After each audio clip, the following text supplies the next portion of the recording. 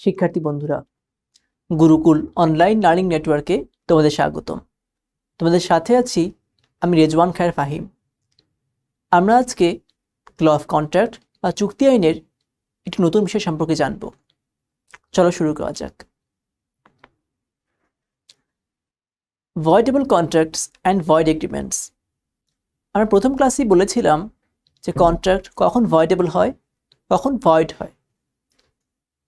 ভয়েডেবল তখনই হয় যখন কোনো একটি পার্টি অ্যাগ্রিভড হয়, অর্থাৎ তারা এমন অবস্থায় কন্ট্রাক্টে অংশগ্রহণ করেছিল যখন তাদের ফ্রি কনসেন্ট ছিল না, হয়তো পরবর্তীতে তারা কন্ট্রাক্টটি চাইলে ভয়েড করে দিতে পারে, বাতিল করে দিতে পারে। তো এরকম কী ক্ষেত্রে থাকতে পারে বা কন্ট্রাক্ট কখন ভয়েড হতে পারে সেটা সম্পর্কে আমাদের কন্ট্রাক্ট অ্যাক্টে কী বলা আছে সেটি আমি দেখব। কন্ট্রাক্ট অ্যাক্টে সেকশন 10-এ বলা হচ্ছে ফ্রি কনসেন্টের কথা, অর্থাৎ যে পক্ষ যখন সম্মতি দেবে কন্ট্রাক্টে সেটি হতে হবে স্বেচ্ছায় সম্পূর্ণ মুক্ত হবে, অর্থাৎ তার উপরে কোনো বল প্রয়োগ করা হচ্ছে না বা তাকে কোনোভাবে প্রতারিত করা হচ্ছে না, এমন অবস্থায় স্বেচ্ছায় পূর্ণ সম্মতি। সেকশন 11-এ বলা হচ্ছে কম্পিটেন্স, অর্থাৎ তাকে কন্ট্রাক্ট করার জন্য উপযুক্ত যোগ্য হতে হবে। কোন দিক দিয়ে? মেজরিটি, অর্থাৎ বয়সের দিক দিয়ে। অর্থাৎ যখন সে 18 বছরের কম তখন তাকে বলা হচ্ছে মাইনর, 18 বছর বেশি হলে সে মেজর। সেকশন 12-তে বলা হচ্ছে কি কম্পিটেন্স রিগার্ডিং সাউন্ড মাইন্ড, অর্থাৎ মানসিক সুস্থতা আছে কিনা। আমরা সেকশন থেকে সরাসরি দেখি।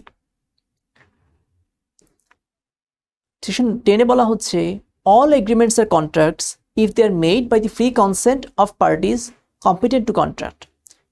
আমরা সেকশন 2H-এ দেখেছিলাম যে যখন দুই পক্ষ প্রমিস করছে সেটি একটি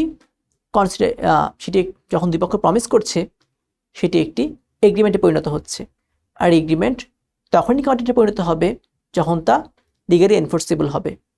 আ contract is a agreement that is legally enforceable. Section 10 কি বলছে? যে এগ্রিমেন্ট তখনই কন্ট্রাক্ট হবে যখন সেটি ফ্রি কনসেন্ট দ্বারা হবে এবং পার্টিগুলো কম্পিটেন্ট থাকবে ফর এ লফুল কনসিডারেশন, অর্থাৎ তারা যা আদান প্রদান করছে কন্ট্রাক্টটি যা নিয়ে, যেই বস্তু হোক সেবা হোক, সেটি লিগাল হতে হবে, অবৈধ কিছু হলে হবে না। আর উইথ এ ফেইথফুল অবজেক্ট, এবং এই কেনাবেচার উদ্দেশ্যও অসৎ হতে পারবে না। And are not hereby expressly declared to be void, এবং এমন হতে পারবে না যে কোনো আইনে হয়তো বলা আছে এই ধরনের কন্ট্রাক্ট ভয়েড, বাতিল, সেরকম বলা থাকলেও সেটি কন্ট্রাক্ট এগ্রিমেন্টটি কন্ট্রাক্ট হবে না। Nothing herein contained shall affect any law in force in Bangladesh and not hereby expressly repealed, by which any contract is required to be made in writing or in the presence of witnesses or any law relating to the registration of documents. তারপর বলা হচ্ছে section 11-এ every person is competent to contract who is of the age of majority according to the law of which he is subject and who is of sound mind and is not disqualified from contracting by any law to which he is subject. যে একজন ব্যক্তি competent কখন হবে? যখন সে majority age অর্জন করবে এবং sound মাইন্ডে থাকবে। সাউন্ড মাইন্ড সম্পর্কে সেকশন 12-তে আর ডিটেল বলা আছে।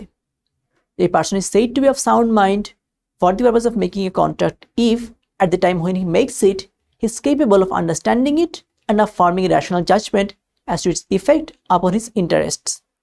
অর্থাৎ আমরা কখন ধরে নিব সে সাউন্ড মাইন্ডে আছে? যদি কন্ট্রাক্টটা করার সময় তার একটা বোঝার ক্ষমতা থাকে যে সে কী কন্ট্রাক্ট করছে, এটি করে তার কী লাভ হবে, এর ফলে তার স্বার্থে কী প্রভাব পড়বে, তার ইন্টারেস্ট কতখানি এখানে, এটি বোঝার সক্ষমতা যদি তার থাকে, ক্যাপাবিলিটি থাকে, তাহলে বলা যাবে সে সাউন্ড মাইন্ডে আছে। A person who's usually of unsound mind but occasionally of sound mind may make a contract when he's of sound mind.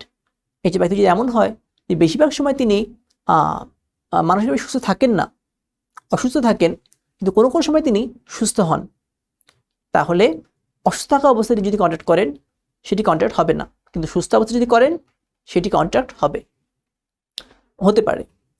A person who is usually of sound mind but occasionally of unsound mind may not make a contract when is of unsound mind. অন্যদিকে যে ব্যক্তি সাধারণত সুস্থ মুচকি থাকেন কিন্তু মাঝে মাঝে অসুস্থ হয়ে পড়েন, তিনি যখন অসুস্থ হয়ে আছেন তখন তিনি কন্ট্রাক্ট করেন সেটি কন্ট্রাক্ট হবে না, ধরা হবে না, না হওয়ার সম্ভাবনাই বেশি। ইলাস্ট্রেশনে বলা হচ্ছে উদাহরণ কীরকম?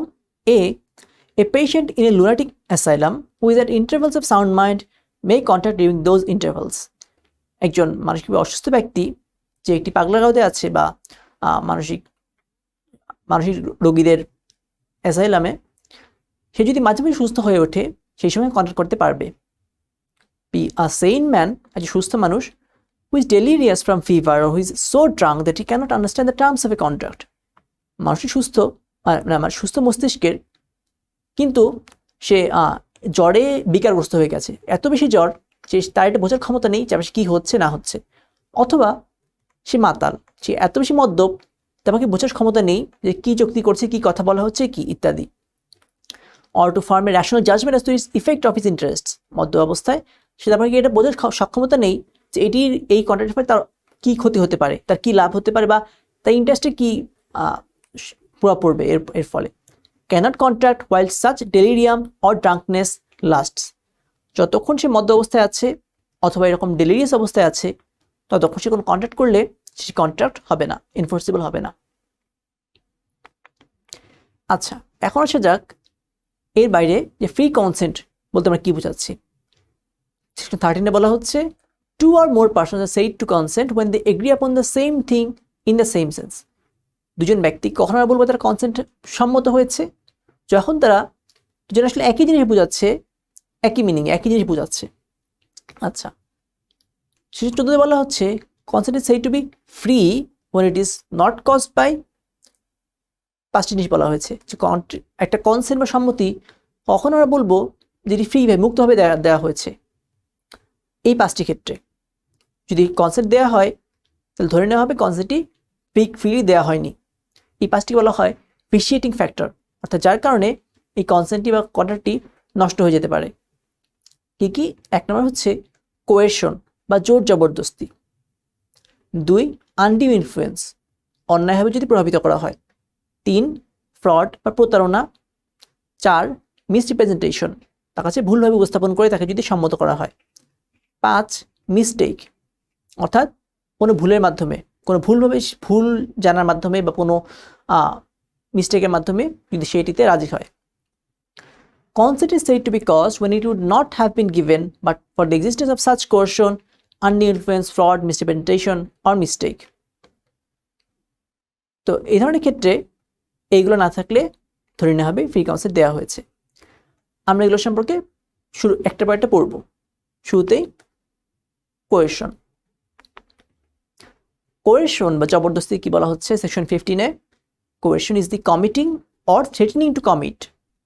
কোয়েরশন হচ্ছে একটা জিনিস করা বা করার ভয় দেখানো। কি করা? Any act forbidden by the penal code or the unlawful detaining or threatening to detain any property to the prejudice of any person whatever with the intention of causing any person to enter into an agreement. যে উদ্দেশ্যটা কি? intention of causing any person to enter into an agreement, একজনকে চুক্তিতে ঢোকানোর জন্য যে তোমাকে আমার এই কথা রাজি হতে হবে, না হলে কি হবে?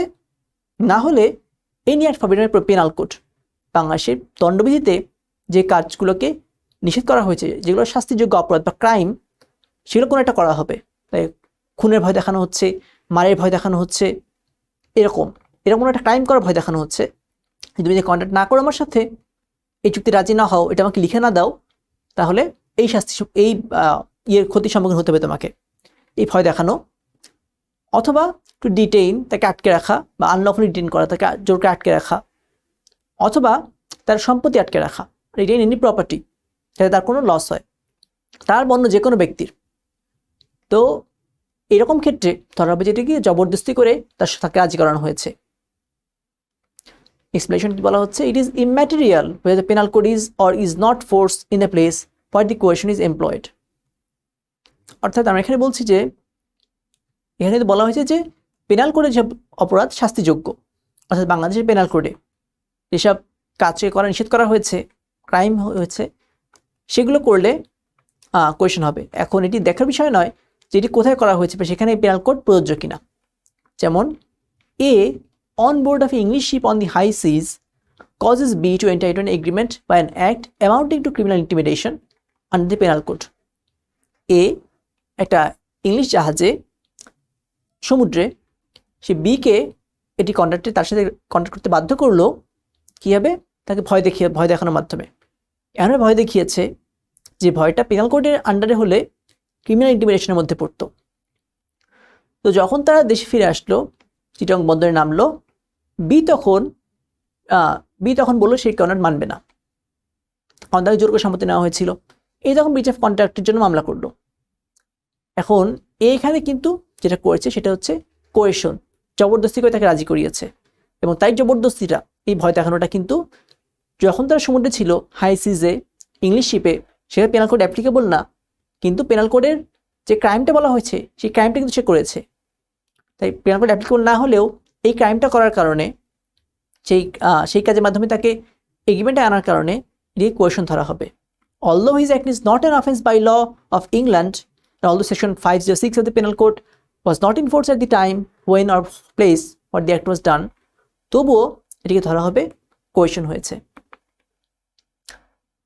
এছাড়া এই চিক্কাম আমিয়াজু ভার্সেস চিক্কাম শেষাম্মা কেসে বলা হলো যে question regarding third party is question to, অর্থাৎ কোয়েশন শুধুমাত্র যে পার্টি তাকেই ভয় দেখানো হচ্ছে এমন না হলেও হবে।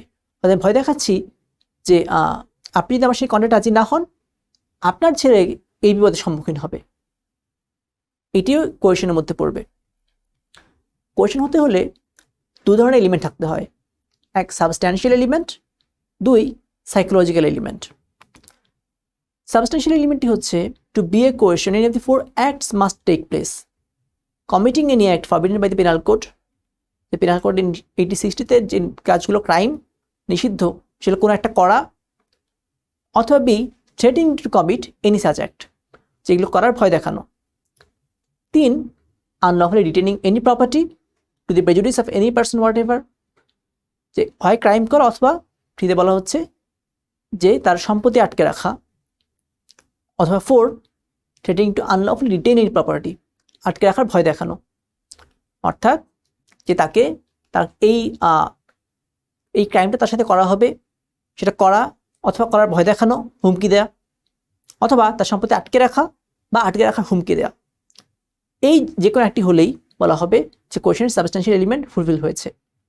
আর তারপর সাইকোলজিক্যাল এলিমেন্টটা কি, যে সে এই ভয়টি বুঝতে পারছে কিনা, এগুলো যদি থাকে, সেই ভয়টি পেয়ে সে এই ইয়েতে সম্মত হয়, কনসেন্ট দেয়, সেই কনসেন্টটি ফ্রি কনসেন্ট নয়, সেটি কোয়েশনের মাধ্যমে জবরদস্তি করে নেওয়া কনসেন্ট। এই ধরনের ক্ষেত্রে কী হবে তাহলে, যদি কোয়েশন করে সম্মতি নেওয়া হয়, প্রথমত aggrieved party can avoid the contract, সে এই আমাদের ক্ষেত্রে যেমন বি, সে কন্ট্রাক্টটি থেকে বেরিয়ে যেতে পারে, কন্ট্রাক্টটি অ্যাভয়েড করতে পারে, বলতে পারে কন্ট্রাক্টটি এখন ভয়েড, বাতিল। To, agreed party must restore the benefit received, তবে সে যদি কন্ট্রাক্টটি থেকে কোনো সুবিধা পেয়ে থাকে তাকে ফেরত দিতে হবে। যেমন ধরা যাক ওই আমাদের এ এবং বি এর কেসে যাহাতে যখন একটি জোর করে তাকে রাজি করানো হলো, সেখানে সে হয়তো তাকে বলা হলো যে তোমার ওই সম্পত্তি আমার কাছে অর্ধেক দামে বেচতে হবে। বি বাধ্য হয়ে তাতে রাজি হয়েছিল এবং এ তখন তাকে সেই অর্ধেক দামটা দিয়েও ছিল, কিন্তু এখন নামার পরে বি তাকে সম্পত্তি দিচ্ছে না। তো এখন এবং বি বললো যে জোর করে সম্পত্তি নেওয়া হয়েছিল, সুতরাং কন্ট্রাক্ট সে বাতিল করে দিল, ভয়েড করে দিল।